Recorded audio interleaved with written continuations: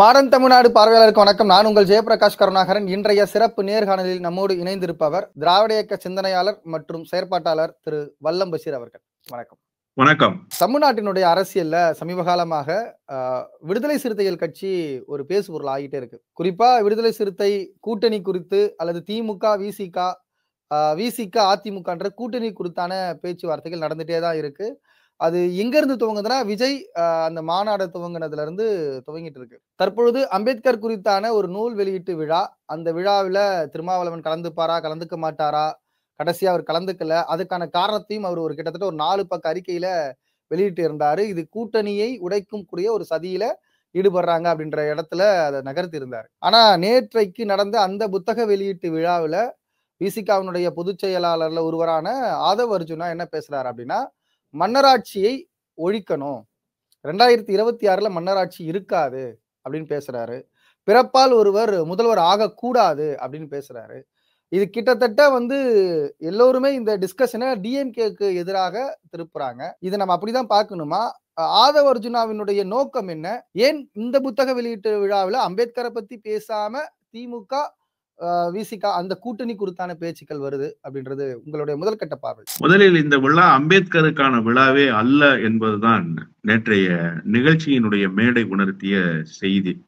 அம்பேத்கரினுடைய கொடிவெளியாக அறியப்படுகிற ஆனந்த் டெம்டுல்டே அந்த மேடையிலே இருந்தார்.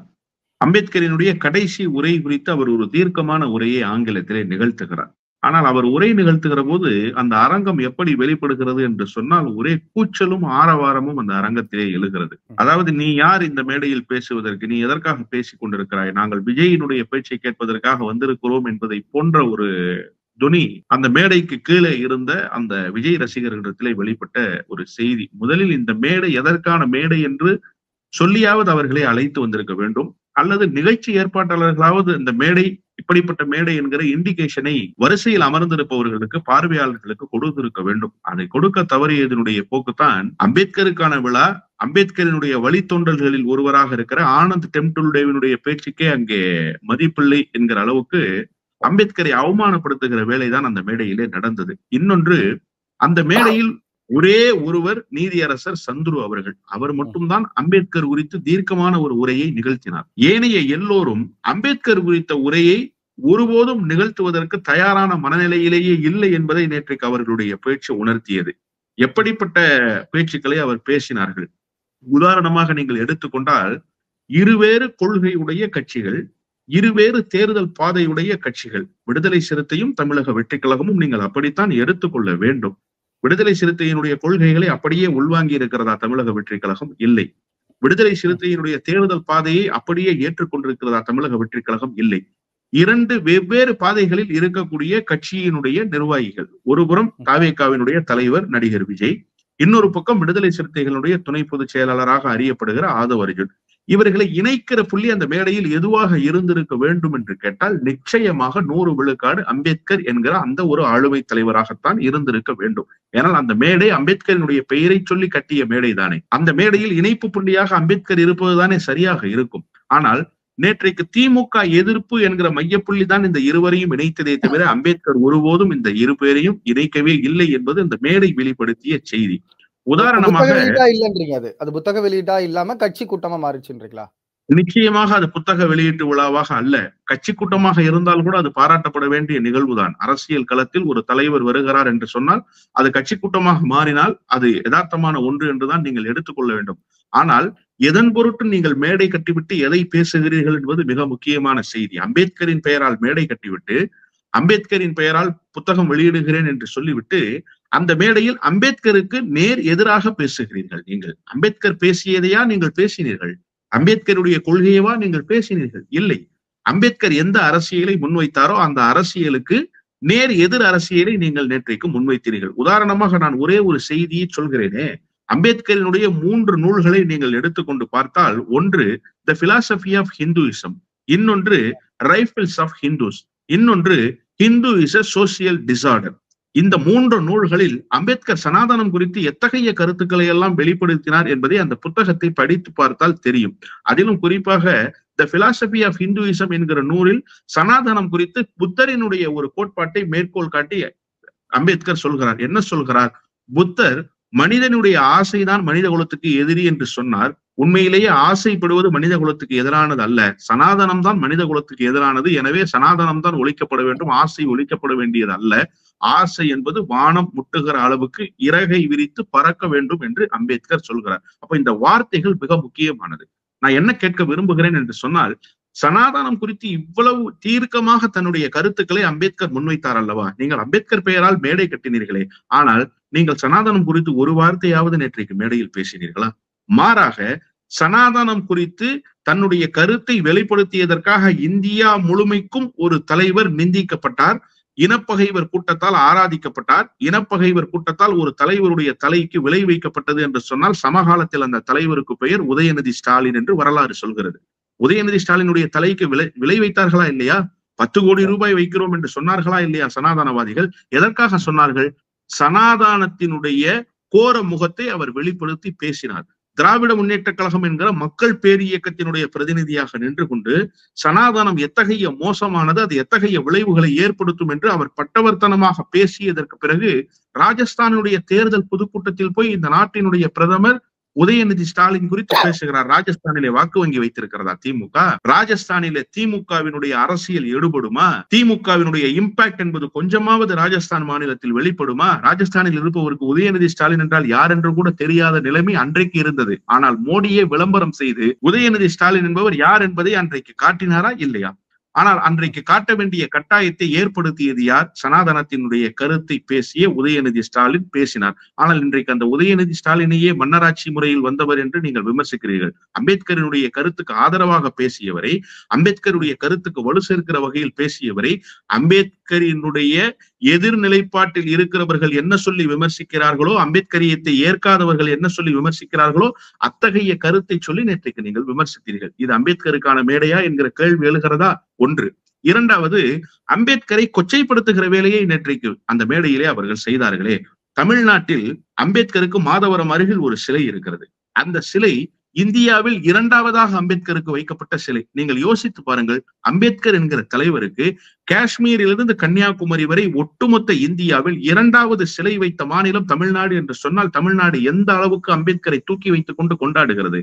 எத்தனை ஆண்டு காலமாக அம்பேத்கரினுடைய சிலைக்கு மாலை அணிவிக்கிற நிகழ்வுகள் நடக்கிறது? அம்பேத்கரினுடைய பெயரை உச்சரிக்காத திராவிட இயக்கத்தினுடைய மேடைகள் ஏதாவது ஒன்று உண்டா? பெரியாரையும் அம்பேத்கரையும் ஒரே தட்டில் வைத்து தாங்குகிற ஒரு எண்ணம், ஒரு கொள்கை, ஒரு கோட்பாடு எப்போதும் தமிழ்நாட்டினுடைய அரசியல் களத்தில் நிலவுகிறது. அப்படிப்பட்ட சூழலில் நேற்றைக்கு ஆதவ அர்ஜுன் என்ன பேசுகிறார்? நான் அதிகாரத்தில் பங்கு என்று பேசியதற்கு பிறகு, விஜய் அம்பேத்கர் மேடைக்கு வருகிறார் என்று சொன்னதற்கு பிறகு, விஜய் தன்னுடைய மாநாட்டில் அம்பேத்கர் படத்தை வைத்திருக்கிறார் என்று சொன்னதற்கு பிறகு, இன்றைக்கு ஓடி அடித்துக் கொண்டு எல்லா அமைச்சர் பெருமக்களும் அம்பேத்கர் சிலைக்கு மாலை போடுகிறார்கள். அம்பேத்கர் சிலைக்கு இன்றைக்கு எல்லோரும் மாலை போடுவதற்கு காரணமாக இருந்தவர் விஜய் தான் என்று பேசுவது எவ்வளவு ஒரு கேவலமான பேச்சு! இப்படிப்பட்ட ஒரு பேச்சை அம்பேத்கரினுடைய பெயரை சொல்லி கட்டி இருக்கிற மேடையில் நீங்கள் பேசலாமா? அம்பேத்கருக்கு என்ன அடையாளத்தை தேடி தந்தவரா விஜய்? யாரு சார் விஜய்? நேத்து வரை தொட்டப்பட்டா ரோட்டு மேல முட்டை போரட்டா, தொட்டுக்கொள்ள சிக்கன் தரட்டா என்ற பாடலில் நடனமாடி கொண்டிருந்தவர். அவருக்கும் அம்பேத்கருக்கும் என்ன தொடர்பு? அம்பேத்கர் குறித்து அவருக்கு எந்த புரிதலாவது இருக்கிறதா? அம்பேத்கர் எந்த அரசியலை கையில் எடுத்தார் என்று அவருக்கு தெரியுமா? புத்த மதத்தை அம்பேத்கர் ஏன் தழுவினார் என்பது விஜய்க்கு தெரியுமா? புத்தர் என்பவர் யார் என்று விஜய்க்கு தெரியுமா? அம்பேத்கர் பேசிய அரசியல் எத்தகைய வலிமை கொண்ட அரசியல்! அம்பேத்கர் எதற்காக தன்னுடைய எல்லா அதிகாரத்தையும் துறந்து விட்டு வெளியேறினார்? அம்பேத்கர் என்ன சொல்லிவிட்டு வெளியேறினார்? The day will come, the leader will emerge என்று அவர் சொன்ன வார்த்தையினுடைய அர்த்தம் என்ன என்று தெரியுமா? அந்த வார்த்தையை பின்னாலே செயல்படுத்தி காட்டியவர் தமிழ்நாட்டினுடைய முதலமைச்சராக இருந்த முத்தமிழறிஞர் டாக்டர் கலைஞர் என்பது தெரியுமா? இத்தகைய செய்திகளை எல்லாம் அம்பேத்கர் குறித்து எந்த புரிதலும் இல்லாமல், ஏதோ அம்பேத்கருக்கு கிடைத்திருக்கிற அங்கீகாரமும் அடையாளமும் இன்றைக்கு விஜய் மூலமாக கிடைத்தது என்று சொல்வது அம்பேத்கரை இழிவுபடுத்துகிற வேலை இல்லையா? இந்த வேலையை அல்லவா நேற்றைக்கு அவர்கள் செய்தார்கள். இன்னொன்று, விகடன் குழுமம் எதற்காக புரோக்கர் வேலை செய்கிறது? நீங்கள் எதற்காக அந்த வேலையை நீங்கள் செய்தீர்கள்? விகடன் குழுமத்தினுடைய பணி அந்த இடத்துல தான் நான் கேள்வி கேட்கிறேன். இல்ல, இப்ப அந்த இடத்துலதான் எனக்கு ஒரு கேள்வி வருது. என்னன்னா, இப்ப நீங்க அம்பேத்கர் குறித்தான பார்வை விஜய்க்கு இருக்குமா அப்படின்னு கேள்வி எழுப்புறீங்க. ஆனா விகடன் போன்ற ஒரு குழுமம் என்பது பாரம்பரியமான ஒரு குழுமம். பல ஆண்டுகளாக பல புத்தகங்களை, பத்திரிகைகளை, வார இதழ்களை வெளியிட்ட ஒரு குழுமம் ஒரு ஒரு அரசியல் தலைவராக அவர் தேர்ந்தெடுக்கிறாங்க அப்படின்னா, அப்படி குவாலிட்டி இல்லாம தான் தேர்ந்தெடுத்திருப்பாங்களா? எதனால விஜய் அவங்க தேர்ந்தெடுக்க வேண்டிய இடத்துக்கு போறாங்க? இந்த அரசியல் என்பது மிக நுட்பமான ஒரு அரசியல். திராவிட முன்னேற்ற கழகத்துக்கு எதிராக கூறுதிட்டப்பட வேண்டிய ஆயுதங்களை எல்லாம் எல்லா வகையிலும் கூறுதிட்டுகிற வேலையை எப்போதும் செய்து கொண்டே இருப்பார்கள். அந்த வகையில் இப்போது விகடனும் அதை செய்திருக்கிறது என்பது பட்டவர்த்தனமான உண்மை. அதை யாரும் மறுதலித்து விடவே முடியாது. ஏன் விகடன் அதை செய்தது என்பதை நேற்றைக்கு விகடனுடைய நிர்வாகத்தில் இருக்கக்கூடியவர்களை வெளிப்படுத்தினார்கள் மேடையில். அங்கே இருப்பவர்கள் அரசியல் பேச வேண்டிய கட்டாயம் எங்கிருந்து எழுகிறது? அதிலும் அம்பேத்கர் பேசாத அரசியலை பேச வேண்டிய கட்டாயம் எங்கிருந்து எழுகிறது? நான் குறிப்பிட்ட ஆனந்த் டெம்டுல்டேவும் சந்துருவையும் தவிர அந்த மேடையில் 5 இருக்கைகள் அமைக்கப்பட்டிருந்தன அல்லவா? அந்த 5 இருக்கைகளில் இருந்த ஏனையோர் பேசிய செய்தி என்ன? என்ன பேசினார்கள் ஏனையோர்கள்? ஏன் அதை பேசினார்கள்? நீங்கள் திமுகவுக்கு எதிர்ப்பான ஒரு மேடையை கட்டுவதாக சொன்னால் அந்த பெயரிலேயே கட்டுங்கள். வாரிசு அரசியலுக்கு எதிரான மேடை என்று நீங்கள் சொல்லுங்கள். வேறு ஒரு பெயரை வைத்துக் கொண்டு நீங்கள் மேடை அமையுங்கள். வேண்டாம் என்று நான் யாரும் தடுத்து விடவில்லை. இந்திய ஜனநாயகத்தில் மேடை அமைத்து பேசுகிற உரிமை ஒவ்வொருவருக்கும் தரப்பட்டிருக்கிறது. அந்த உரிமையை பெற்றுத்தந்த அரசியல் சாசனத்தை யாத்து தந்தவர் தான் அம்பேத்கர். அந்த அம்பேத்கரினுடைய பெயரை சொல்லி நீங்கள் மேடை கட்டிவிட்டு அந்த மேடையில் அம்பேத்கர் பேசாத அரசியலை பேசுவதும் அம்பேத்கர் கொள்கைக்கு இணக்கமில்லாத ஒரு செயலை செய்வதும் என்பது ஒரு பாசிசத்தினுடைய போக்குத்தான். அந்த பாசிசத்தினுடைய போக்கைத்தான் நேற்றைக்கு விகடனும் வெளிப்படுத்தியது, ஆதவ அர்ஜுனும் வெளிப்படுத்தினார், விஜயும் அதைத்தான் வெளிப்படுத்தினார் என்றுதான் நான் பார்க்கிறேன். இப்போ இதற்கு எதிர்வாதமா இன்னைக்கு துணை முதல்வர் அவர்கள் பேசுறாரு. என்னன்னா முதல்வர் என்பது மக்களால் தேர்ந்தெடுக்கப்பட்டது, அது கூட தெரியாத தற்கொலையா தான் இருக்காங்க அப்படின்ற மாதிரி சொல்லியிருக்காரு. இதை எப்படி பாக்குறது? நேற்றைக்கு ஆதவ அர்ஜுன் பேசியதும் சரி, விஜய் அவர்கள் பேசியதும் சரி, திமுகவுக்கு எதிரான கணைகள் தான். இதை தமிழ்நாட்டில் இருக்கிற சிறுபிள்ளை கூட உணர்ந்து கொள்ள முடியும். நான் கேட்கிறேன், மன்னராட்சி முறை என்று அவர் பேசுகிறார் அல்லவா? வாரிசு அரசியலை தான் அவர் மறைமுகமாக சொல்கிறார். நேரடியாக வாரிசு அரசியல் என்று சொல்கிற துணிச்சலும் திராணியும் கூட ஆதவ அர்ஜுனுக்கு இல்லை என்றுதான் நான் சொல்வேன். மன்னராட்சி இங்கே ஒழிக்கப்பட்டு விட்டது. மன்னர் மானியங்கள் கூட ஒழிக்கப்பட்டு விட்டன. அதனால்தான் நீங்கள் மன்னராட்சி குறித்து பேசுகிற போது டிப்ளமேட்டிக்காகவே தன்னுடைய கருத்துக்களை வெளிப்படுத்தி இருக்கிறார் துணை முதலமைச்சர். ஒன்றை நான் கேட்கிறேன். தமிழ்நாட்டினுடைய 39 நாடாளுமன்ற தொகுதிகளில் ஒன்று தேனியினுடைய நாடாளுமன்ற தொகுதி. தேனி நாடாளுமன்ற தொகுதியில் கடந்த முறை வெற்றி பெற்றவர் யார்? ஓ பன்னீர்செல்வத்தினுடைய அருமை மகன் ரவீந்திரநாத் குமார். ஒரு முதலமைச்சருடைய மகன் தானே, ஒரு கட்சியினுடைய ஒருங்கிணைப்பாளர், அந்த கட்சியினுடைய தலைவர் என்றுதானே பொருள் கொள்ளப்படும். அன்றைக்கு அவர் தானே ஒருங்கிணைப்பாளர், கட்சி தலைவருடைய மகன் தானே. இன்றைக்கு அரசியல் களத்தில் எங்கே இருக்கிறார்? நாடாளுமன்ற உறுப்பினராக வெற்றி பெற்று அவர் டெல்லிக்கு சென்று என்ன செய்தார்? ஏன் அவரால் வெற்றி பெற முடியவில்லை? மக்கள் மனதை வெல்ல முடியவில்லை? ஒரே ஒரு பதிலை மட்டும் நீங்கள் சொல்லுங்கள். அவரும் வாரிசு என்கிற அடிப்படையில் வந்தவர் தான். அவரால் ஏன் வெல்ல முடியவில்லை? அவரிடத்திலே கொள்கை இல்லை, அவரிடத்திலே கோட்பாட்டு தத்துவங்கள் இல்லை, அவரிடத்திலே எந்த இயக்கத்தை நாம் பிரதிபலிக்கிறோம் என்கிற அந்த உணர்வு இல்லை.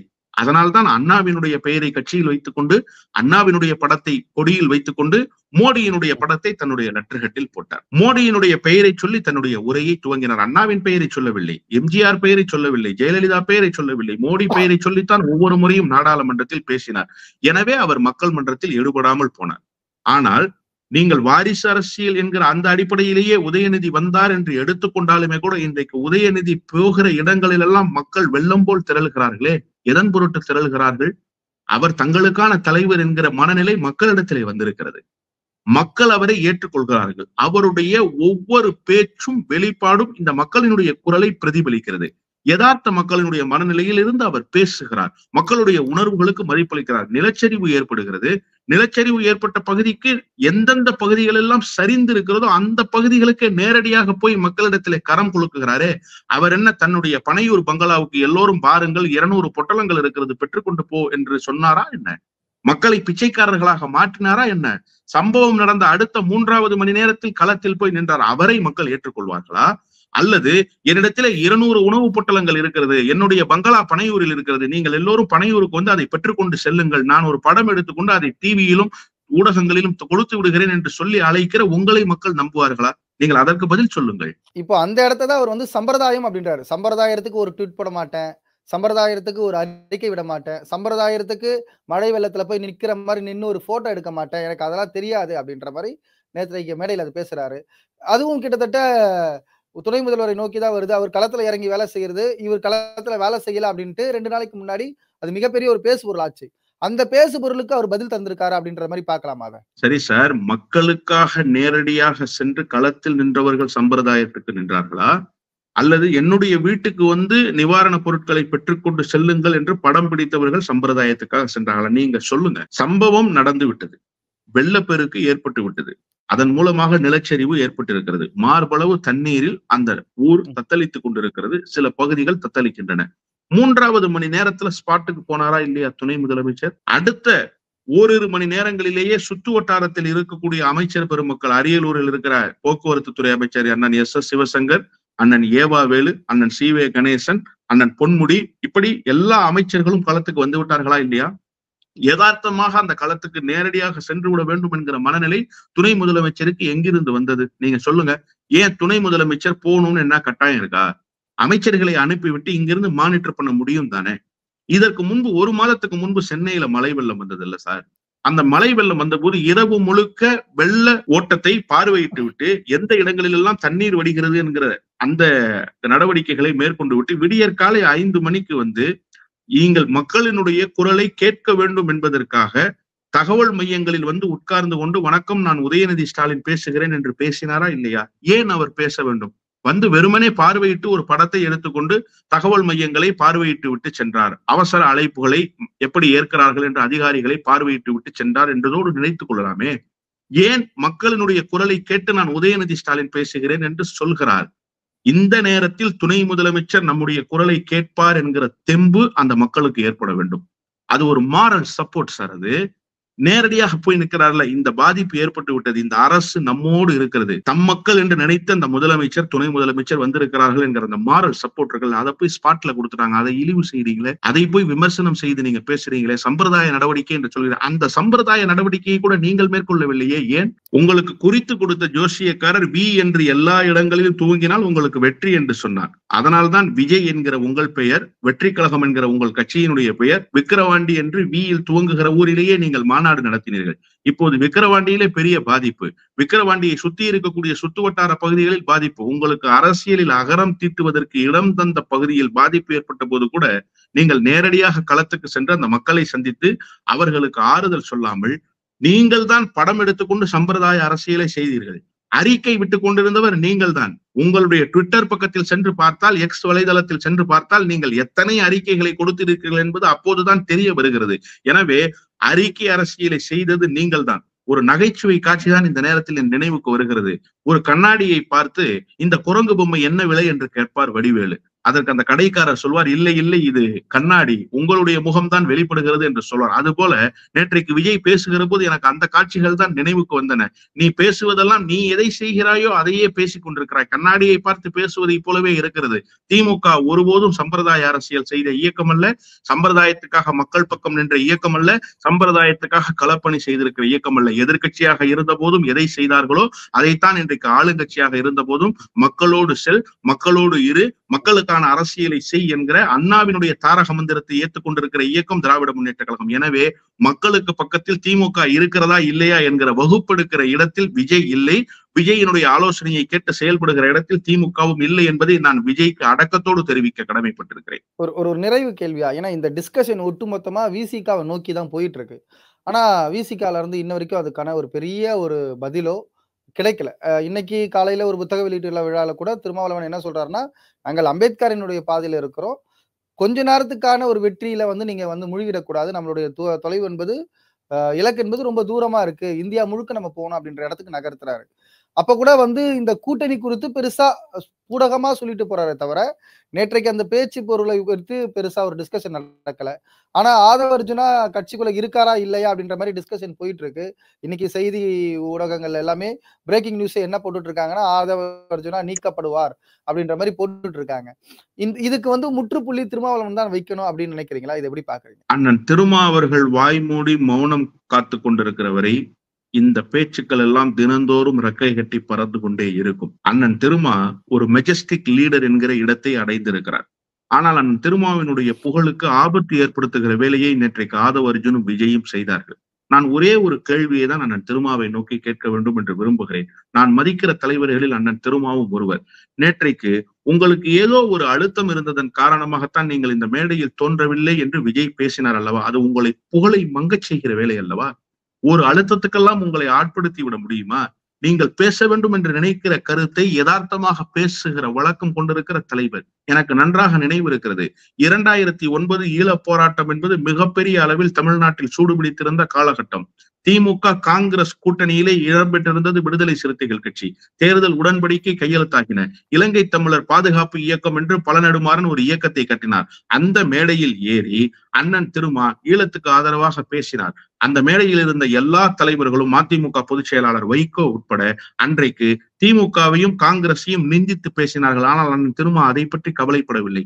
தேர்தல் கணக்குகள் குறித்து அவர் கவலைப்படவில்லை. அவருடைய கொள்கையில் அவர் உறுதியோடு இருந்தார். கலைஞர் கோபித்துக் கொள்வார், சோனியா காந்தி கோபித்துக் கொள்வார், மன்மோகன் சிங் வருத்தப்படுவார் என்றெல்லாம் அவர் நினைக்கவே இல்லை. அந்த அளவுக்கு தன்னுடைய கொள்கை உறுதிப்பாட்டை எந்த இடத்திலும் பட்டவர்த்தனமாக வெளிப்படுத்துகிற பக்குவம் பெற்ற தலைவராக அண்ணன் திருமா இருந்தார் அல்லவா?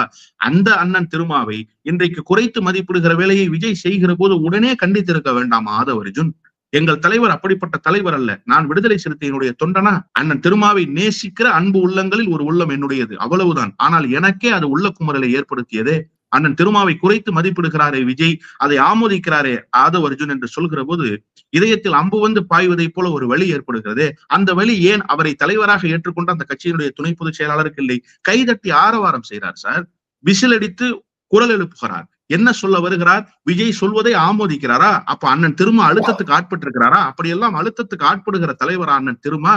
எனவே அண்ணன் திருமாவினுடைய புகழை குறைத்து பேசுகிற மேடையில் கூட, அண்ணன் திருமாவை குறைத்து பேசுவதற்கு மேடை அமைத்தால் கூட அதிலும் விசிலடித்து ஆரவாரம் செய்கிற மனிதராக ஆதவ அர்ஜுன் இருக்கிறாரே. இனிமேலும் அவர் இந்த இயக்கத்துக்கு தேவைப்படுகிறாரா? நீங்கள் மாற்றி யோசித்து பாருங்களேன். விடுதலை சிறுத்தைகளினுடைய துணை பொதுச் செயலாளர் இப்படி கருத்தை பேசுகிறார். திமுக தாயுள்ளத்தோடு நடந்து கொள்கிறது.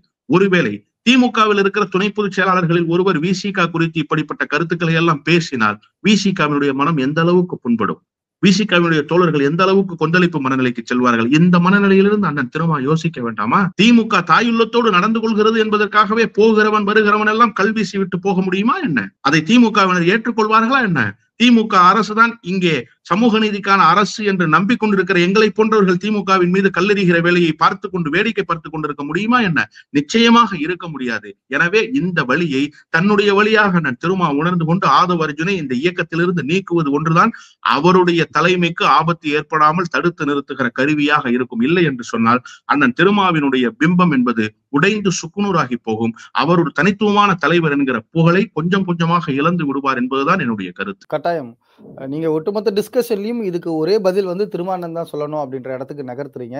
குறிப்பா விசிகாவுடைய தலைவர் தொல் திருமாவளவன் அவர்களுடைய புகழை கொச்சைப்படுத்தும் போது கூட அந்த கட்சியினுடைய பொதுச் செயலாளர் அந்த மேடையில வந்து கைத்தட்டி ஆரவாரம் செய்யறது என்பது எந்த மாதிரியான ஒரு மனநிலை அப்படின்றத விசிகாவினர் அல்லது அண்ணன் தொல் திருமாவளவர்கள் புரிஞ்சுக்கணும் அப்படின்றத விளக்குறீங்க.